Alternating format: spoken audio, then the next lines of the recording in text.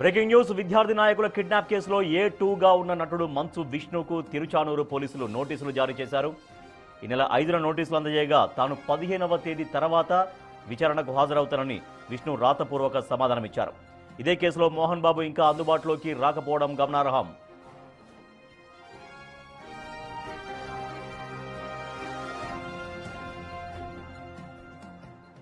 మోహన్ బాబు యూనివర్సిటీలో అత్యధిక ఫీజులు వసూలు చేస్తున్నారంటూ ఎప్పటి నుంచో తల్లిదండ్రులు ఆరోపిస్తున్నారు. తమ విద్యార్థులని ఆ యూనివర్సిటీలో చదివించిన దగ్గర నుంచి విపరీతంగా డబ్బులు గుంజుతున్నారు, డబ్బులు వసూలు చేస్తున్నారు అనేది మోహన్ బాబు యూనివర్సిటీ పైన ఉన్నటువంటి ప్రధాన ఆరోపణ.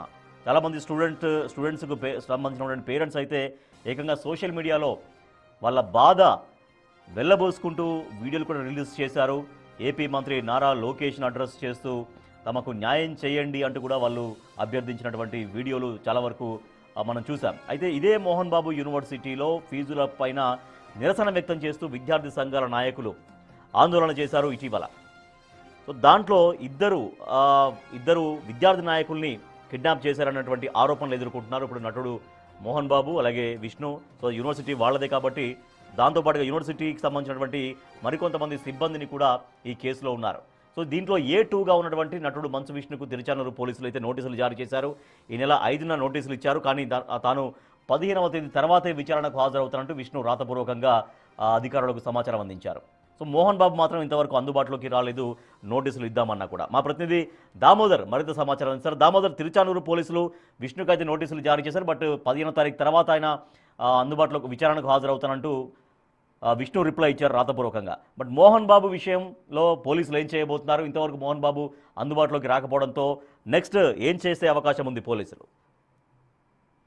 రాజేష్, తిరుపతి కలెక్టరేట్ సమీపంలో తిరుచానూరు పోలీస్ స్టేషన్ పరిధిలో ఏదైతే కలెక్టరేట్ వద్దకు ఆందోళన కోసం వెళ్తున్న SFI నాయకులు అక్బర్ వినోదులను ఒక ఇన్నోవా వాహనంలో కిడ్నాప్ చేసి తీసుకువెళ్లారు. ఏదైతే మోహన్ బాబు విద్యా సంస్థలకు సంబంధించిన బౌన్సర్లు మరికొంతమంది, అదేవిధంగా PRO సతీష్ కలిసి కిడ్నాప్ కు పాల్పడ్డారు. ఆ తర్వాత జరిగిన పరిణామాల నేపథ్యంలో పోలీసులు 1:30 గంటల లోపుగా వారిని ఏదైతే భీమవరం ఫారెస్ట్ సమీపంలో ఉన్న ఒక ఫామ్ హౌస్ లో ఉంటే వారిని గుర్తించి తీసుకుని విడిపించుకొని వచ్చారు. అదే సందర్భంలో ఒక 6 మందిని అరెస్ట్ కూడా చేశారు. ఆ తర్వాత జరిగిన పరిణామాల నేపథ్యంలో తిరుచానూరు పోలీసులు ఈ కేసుకు సంబంధించి FIR కేసు నమోదు చేశారు. ఇందులో భాగంగా PRO సతీష్ A1 గాను, మంచు మోహన్ బాబు A2, అదేవిధంగా మంచు విష్ణుని A3 గా మరో 20 మంది బౌన్సర్లు, అదేవిధంగా కాలేజ్ సిబ్బంది, విద్యార్థులను కూడా ఇందులో కిడ్నాప్ కేసులో నమోదైన పరిస్థితి. మొత్తం 12 మందిని అరెస్ట్ చేశారు. ఆ తర్వాత జరిగిన పరిణామాల నేపథ్యంలో మోహన్ బాబు ఈ కేసును కొట్టివేయాలంటూ హైకోర్టులో క్వాష్ పిటిషన్ కూడా దాఖలు చేశారు మోహన్ బాబు, మంచు విష్ణులు. అయితే 5వ తేదీనే ఏదైతే కళాశాలకు వచ్చిన, విద్యా సంస్థల వద్దకు వచ్చిన మంచు విష్ణుకు తిరుచానూరు పోలీసులు నోటీసులు ఇవ్వగా తాను 15వ తేదీ వరకు తన షెడ్యూల్ ప్రకారం చాలా బిజీగా ఉన్నాను, 15వ తేదీ తర్వాత తాను విచారణకు హాజరవుతాను, తనకు ఎలాంటి సంబంధం కూడా లేదంటూ కూడా చెప్పుకొచ్చినట్టు సమాచారం. అయినప్పటికీ 15వ తేదీ తర్వాత ఖచ్చితంగా మీ పోలీస్ స్టేషన్ వద్దకే వచ్చి విచారణలో పాల్గొంటానని మంచు విష్ణు తెలియజెప్పారు. అయితే మంచు మోహన్ బాబు మాత్రం ఇప్పటి వరకు స్పందించలేదు. తాను క్వాష్ పిటిషన్ వేశాను, తర్వాత హైకోర్టు ఎలాంటి నిర్ణయం తీసుకుంటుందో ఆ తర్వాతనే తాను నెక్స్ట్ స్టెప్ వేస్తానంటూ కూడా ఆయన చెప్పుకొచ్చినట్లు సమాచారం. అయితే తమకు అందుబాటులో అటు ఏదైతే ఫోన్ ద్వారా కానీ వాట్సాప్ ద్వారా పంపడానికి ప్రయత్నించినప్పటికీ ఫోన్ ద్వారా కూడా అందుబాటులోకి రాలేదంటూ కూడా పోలీసులు చెప్తున్న నేపథ్యంలో దామోదర్, ఇప్పుడు ఈ కేసుకు సంబంధించి విద్యార్థి నాయకులు ఏమంటారు? కిడ్నాప్ అయిన విద్యార్థి నాయకుల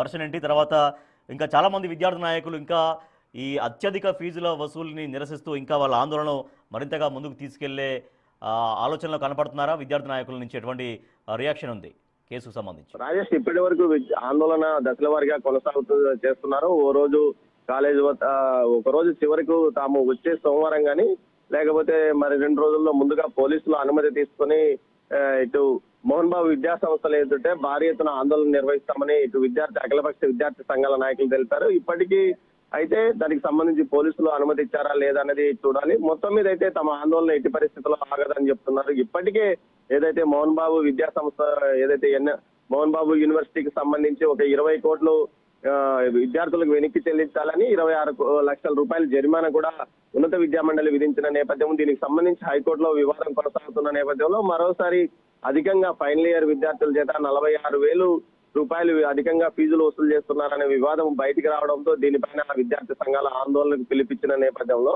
ఇటు ఈ కిడ్నాప్ వ్యవహారం నడిచింది. అయితే ఈ కిడ్నాప్ జరిగిన వెంటనే ఏదైతే విద్యార్థి సంఘాల నాయకులు తనను బ్లాక్ మెయిల్ చేశారో 15 లక్షల రూపాయలు డిమాండ్ చేశారంటూ చంద్రగిరి పోలీస్ స్టేషన్ లో ఇటు విద్యా సంస్థలకు సంబంధించిన పిఆర్ఓ కూడా విద్యార్థి సంఘాల నాయకుల మీద కేసు పెట్టడం గమనార్హం. మొత్తం మీద చూస్తే ఇటు గతంలో ఏదైతే దామోదర్ ఇప్పుడు కిడ్నాపర్లు ఎవరు అంటే వాళ్ళు మోహన్ బాబు యూనివర్సిటీలో పనిచేసేటువంటి సిబ్బందియా లేకపోతే బయట నుంచి వచ్చేటువంటి వ్యక్తుల ఆ కిడ్నాపర్లు ఎవరు అనే దానికి ఎటువంటి క్లారిఫికేషన్ దొరికింది? ఇప్పటికే ఏదైతే కిడ్నాప్ చేసిన వారి 12 మందిని కిడ్నాప్ లో ఘటనలో 20 మంది పాల్పంచుకోగా 12 మందిని అరెస్ట్ చేశారు. పిఆర్ఓ సతీష్ నేతృత్వంలోనే కిడ్నాప్ జరిగింది. దీనికి సంబంధించి పూర్తి స్థాయిలో అటు బౌన్సర్లు ఏదైతే ఏ కాలేజీకి లేని విధంగా ఇటు మోహన్ బాబు విద్యా సంస్థలకు సంబంధించి బౌన్సర్లను పెద్ద సంఖ్యలో స్థానికులను నిర్మించుకున్నారు. అదేవిధంగా కొంతమంది వారికి సంబంధించిన సమీప బంధువులతో పాటు విద్యార్థులు కూడా కొంత 2-3 విద్యార్థులు కూడా ఉన్నారని తెలుస్తుంది. ఈ మొత్తం మీద కిడ్నాప్ కు సంబంధించి మొత్తం విద్యా సంస్థల్లో సిబ్బందితో పాటు అటు వారికి ఉన్న సన్నిహితులు ఏదైతే ఫ్యాన్స్ అసోసియేషన్ కి సంబంధించిన వారు కొంతమంది, అదేవిధంగా విద్యా సంస్థలకు బౌన్సర్లుగా పనిచేస్తున్న మరికొంతమంది ఉన్నారు. మొత్తం 20 మంది ఈ కిడ్నాప్ వ్యవహారంలో పాల్గొన్నారు. అదేవిధంగా 3 వాహనాలు కూడా సీజ్ చేయడం జరిగింది. ఆ 3 వాహనాలు కూడా ఏదైతే మోహన్ బాబు విద్యా సంస్థల పేరిటే రిజిస్ట్రేషన్ అయినవి కావడంతో ఈ కేసుకు సంబంధించి అటు మోహన్ బాబుతో పాటు మంచు విష్ణును కూడా నిందితులుగా చేర్చామని పోలీసులు చెప్తున్నారు. Rajesh. Right, thank you Damodar. SFI విద్యార్థుల కిడ్నాప్ వ్యవహారంలో ఆరోపణలు ఎదుర్కొంటున్నారు. A2గా ఉన్నారు మోహన్ బాబు కుమారుడు మంచు విష్ణు.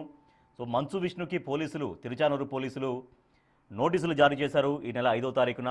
కానీ 15వ తారీఖు తర్వాతే విచారణకు హాజరవుతారంటూ మంచు విష్ణు వాళ్ళకి రాతపూర్వకంగా సమాధానం ఇచ్చారు. కానీ మోహన్ బాబు మాత్రం ఇంతవరకు పోలీసులకు అందుబాటులోకి రాకపోవడం ఇక్కడ గమన